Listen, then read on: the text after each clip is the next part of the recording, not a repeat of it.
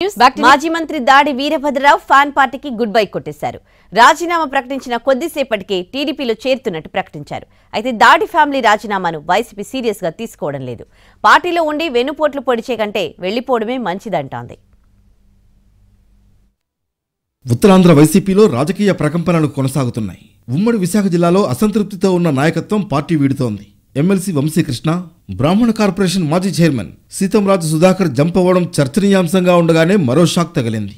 గౌర సామాజిక వర్గానికి చెందిన బీసీ నేత, మాజీ మంత్రి దాడి వీరభద్రరావు ఫ్యామిలీ అధికార పార్టీకి గుడ్ బై చెప్పేసింది. అనకాపల్లి కేంద్రంగా రాజకీయాలను నడిపిన దాడి ఫ్యామిలీకి టీడీపీతో అనుబంధం ఎక్కువ. 5 సార్లు ఎమ్మెల్యేగా, మంత్రిగా, ఎమ్మెల్సీగా, శాసనమండలి ప్రతిపక్ష నాయకుడిగా సుదీర్ఘ అనుభవం ఆయన సొంతం.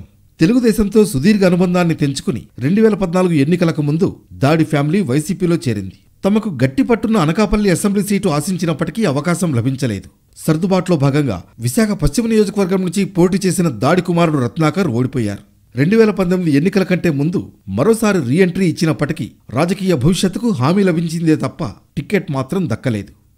సీనియర్ నేతగా పవర్ పాలిటిక్స్ నడిపిన దాడి కుటుంబం మంత్రి గుడివాడ అమర్నాథ్ దూకుడును తట్టుకుని నిలబడలేకపోయింది. ఈ పరిస్థితుల్లో వర్గ రాజకీయాలకు తెరలేవగా అమర్నాథ్పై ఎన్నిసార్లు అధినాయకత్వానికి ఫిర్యాదు చేసినా ఫలితం లేకుండా పోయిందనే అభిప్రాయం ఉంది.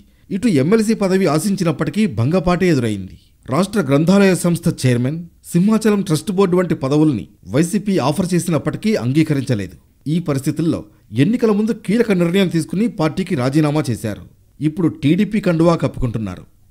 అనకాపల్లి వైసీపీలో వర్గపోరు బహిరంగ రహస్యం. కొన్ని నియామకాల విషయంలోనూ ఆధిపత్య పోరు నడిచింది. ఇలా అన్ని విధాలుగా దారులు మూసుకుపోవడంతో దాడి ఫ్యామిలీ పార్టీని వీడి వెళ్లిపోయింది. అయితే పార్టీలో ఉండి వెన్నుపోట్లు పొడిచే కంటే వెళ్లిపోయేవాళ్లు హ్యాపీగా బయటకు పోవడమే మంచిది అన్నారు మంత్రి అమర్నాథ్. స్వార్థం కోసం నాకు సీట్ ఇస్తేనే నేను పార్టీలో ఉంటాను, నాకు పదవి ఇస్తేనే నేను పార్టీలో ఉంటాను, నేను ఎమ్మెల్యేగా నాకు టికెట్ ఇస్తేనే నేను పార్టీకి పనిచేస్తాను అనుకునేటువంటి వారు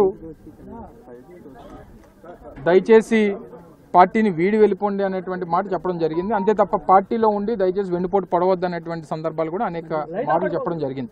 ఉత్తరాంధ్రలో బీసీ నాయకత్వం పార్టీకి దూరం అవుతున్న వేళ వైసీపీ ఎటువంటి వ్యూహాలను అమలు చేస్తుంది? సీనియర్ల అసంతృప్తి ఎంతవరకు ప్రభావం చూపుతుందనేది ఇప్పుడు అసలు ప్రశ్న.